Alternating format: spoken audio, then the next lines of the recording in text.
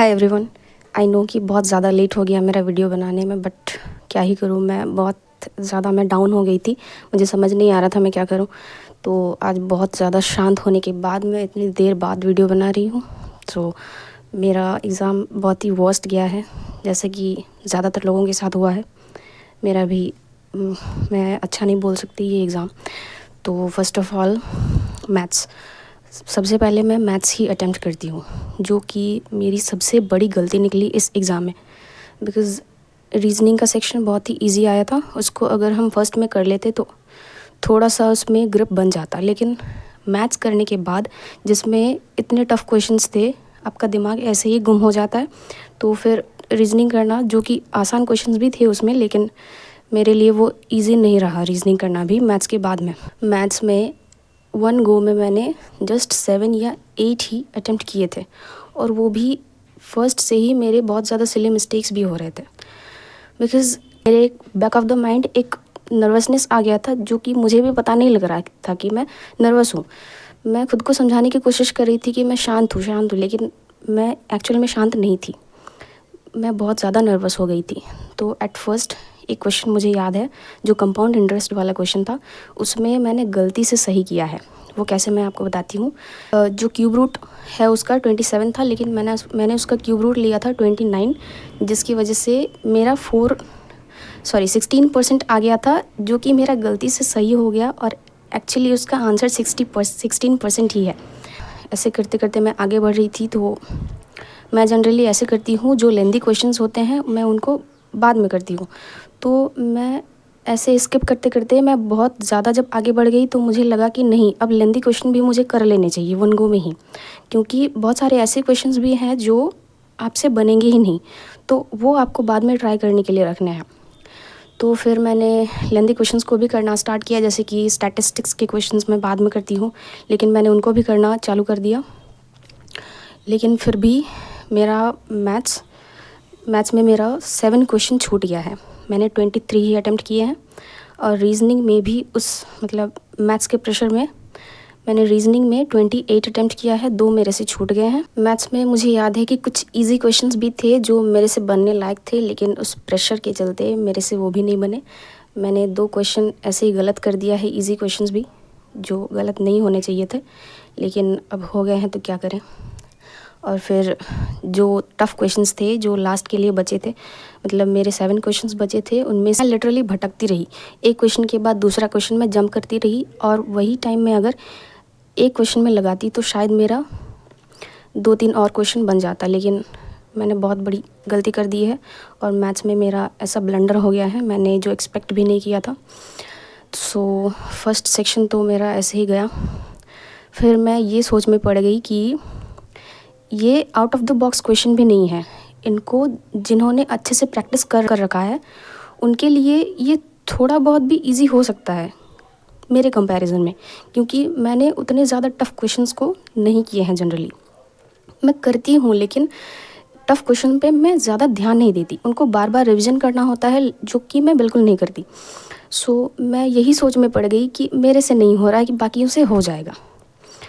तो ये थिंकिंग बहुत ही ज़्यादा गलत है, और मतलब इस सोच ने ही मुझे और ज़्यादा डीमोरलाइज़ कर दिया, जिसकी वजह से मैं मतलब सेकंड सेक्शन में जाने से पहले भी मैं थोड़ी डाउन थी। मैं समझ नहीं पा रही थी कि अब क्या करूं सेकंड सेक्शन में भी। सो फिर मैंने जैसे तैसे खुद को संभाला, फिर मैं चली गई सेकंड सेक्शन में। जब स्टार्ट किया मैंने इंग्लिश को करना, तो मैंने बहुत ही आराम से किया। जो पहले के कुछ क्वेश्चन थे ग्रामर के, वोकैब के, उनमें मैंने बहुत ही ज़्यादा टाइम दे दिया, क्योंकि जनरली मेरे साथ क्या होता है कि मॉक्स में मेरा इंग्लिश का सेक्शन 25-30 मिनट्स में बन जाता है।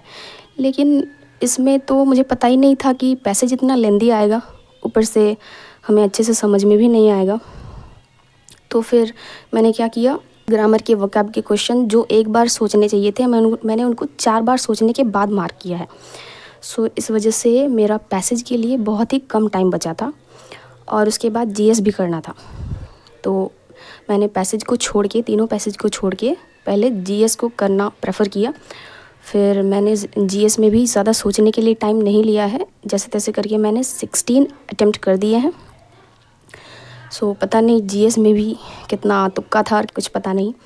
फिर आती हूँ पैसेज पे। पैसेज तो बहुत ही लेंदी था और क्वेश्चन भी बहुत ही ट्रिकी थे, बट एक पैसेज जो मेरा पहले पढ़ा हुआ था नॉवल में, प्राइड एंड प्रेजुडिस वाला, जो कि मैंने नॉवल में 2 बार पढ़ा है, यूजी में भी और पीजी में भी। सो वो मेरे लिए ज़्यादा प्रॉब्लमेटिक नहीं रहा है। बट उसमें एक क्वेश्चन था जो कैथरीन डी बोर्ड का कैरेक्टर था, वो मुझे थोड़ा समझ नहीं आ रहा था, क्योंकि उसके बारे में मुझे ज़्यादा कुछ याद भी नहीं। वो एक माइनर कैरेक्टर है। सो उसमें पैसेज में भी ज़्यादा कुछ लिखा नहीं था, जस्ट एक सेंटेंस लिखा था उसके ऊपर।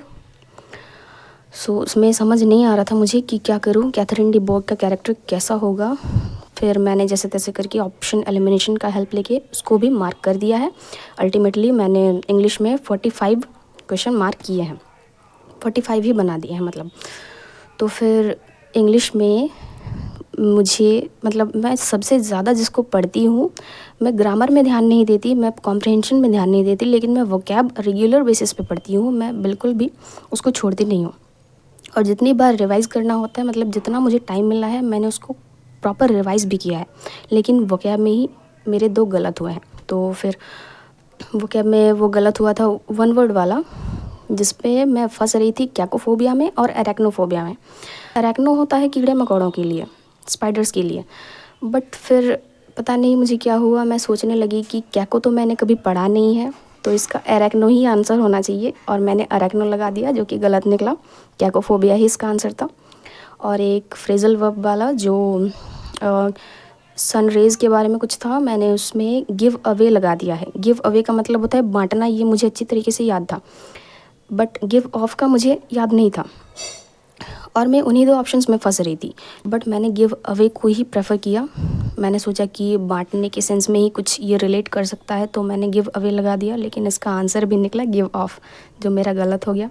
ये एग्ज़ाम देने के बाद मुझे सबसे बड़ी जो सीख मिली है वो ये है कि हमें टफ़ क्वेश्चन से भागने नहीं चाहिए। मैं जनरली ऐसे करती थी कि जो टफ़ मॉक्स होते थे, मैं उनको ज़्यादा लगाती नहीं थी। बस मैंने olive board and text book के ही मॉक्स लगाए हैं। मैंने टफ़ क्वेश्चंस भी किए हैं, बट उतना ज़्यादा रिवाइज़ नहीं किया है। मतलब टफ़ क्वेश्चन करना और उनको बार बार रिवाइज़ करना एक बहुत बड़ा डिफरेंस क्रिएट करता है। हम मतलब जितने भी वहाँ पे क्वेश्चन थे, वो सब करने लायक थे। कोई भी out of the box question नहीं था। लेकिन होता है ना कि जब आप कोई चीज़ बार बार प्रैक्टिस नहीं करते हो, तो आपका जाना हुआ क्वेश्चन भी आपको अननोन लगता है, और वो भी आपसे नहीं बनता। और मेरे साथ भी ऐसे ही हुआ। सो पता नहीं अब क्या होगा। मैथ्स की वजह से मैं सबसे ज़्यादा डिसअपॉइंटेड हूँ। और जैसे कि प्री में मेरा मैथ्स में ही सबसे ज़्यादा स्कोर आया था 47.5, और मुझे उससे ये सीखने को मिला कि जब इजी क्वेश्चन्स आते हैं तो मैथ्स में मैं फुल स्कोर भी कर सकती हूँ, लेकिन अगर थोड़ा सा भी टफ़ क्वेश्चन आ जाए तो मेरा तो वॉट लग जाता है। मेरा नर्वसनेस भी एक बहुत बड़ा इशू रहा है इस एग्ज़ाम में। टाइपिंग के दिन भी मैं बहुत ज़्यादा नर्वस थी। मैं खुद को बोल रही थी बार बार कि मैं नर्वस नहीं हूँ, मैं बहुत ही अच्छे से करूँगी जो भी करूँगी, और शांत रह के करूँगी। लेकिन टाइपिंग के टाइम मैं अंदर से काँप रही थी। मैंने खुद को समझाने की कोशिश की कि मैं ठंड से काँप रही हूँ, लेकिन नहीं, वो नर्वसनेस था। और मेरे हाथों में पसीना आ रहा था, मेरे फेस पे पसीना आ रहा था। मतलब ऐसे लग रहा था कि मैं अब क्या ही करूं। लेकिन जैसे तैसे मैंने टाइपिंग तो कर ली, लेकिन मेन एग्ज़ाम वाले डे को ही मैं उसको हैंडल नहीं कर पाई। अब जो करना था वो तो कर दिया, लेकिन पता नहीं अब आगे क्या होगा। आंसर की आने के बाद ही हम देखेंगे कि आगे क्या करना है क्या नहीं। फिर मिलते हैं नेक्स्ट वीडियो में। बाय।